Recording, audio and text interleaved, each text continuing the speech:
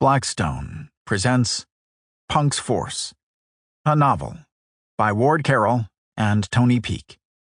This book is read by Paul Heitsch. For those in military test and evaluation who work hard to stay ahead of the threat. Chapter 1.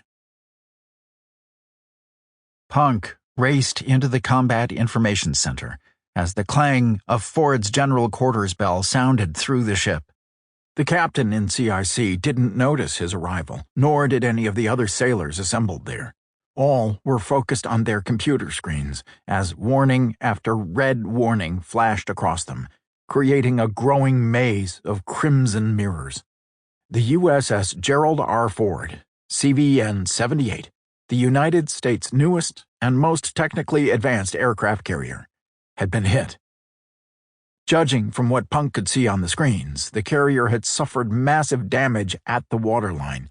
Something had pierced the hull and exploded with such force that Reactor 1 was offline. The sailors in charge of Reactor 2 weren't answering calls for a damage report. The ship's sensors showed it was taking on water. Fast. Despite the proof he was seeing around him, a part of Punk's mind stubbornly refused to believe it. No enemy had sunk an American aircraft carrier since World War II. "Have we responded?" Punk asked. "Is the air wing airborne?" The deck shuddered under their feet. A petty officer tried to direct an orderly evacuation in the passageway. Someone muttered a prayer in the background. Someone else cursed a trio of terrorist groups. The usual suspects. The CIC watch team stayed put, their faces hardening into despair by the second. Punk searched the space for somebody who might be able to answer as he rephrased his question. "Why are there no planes in the air?" "Admiral, we're evacuating now," the captain said. Punk couldn't think of the man's name. The commanding officer of the ship, a guy he'd dealt with for months.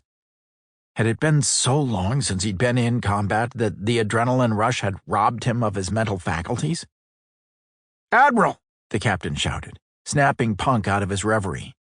"You need to evacuate, now!" As crew members rushed past in the corridor outside and the watch team's dismal expressions morphed into doomed resignation, Punk shook his head. "Have we returned fire at all?" Punk asked. "Do we have airplanes in the air?" "Sir," the captain said, leveraging a degree of patience achieved. Sample complete. Ready to continue?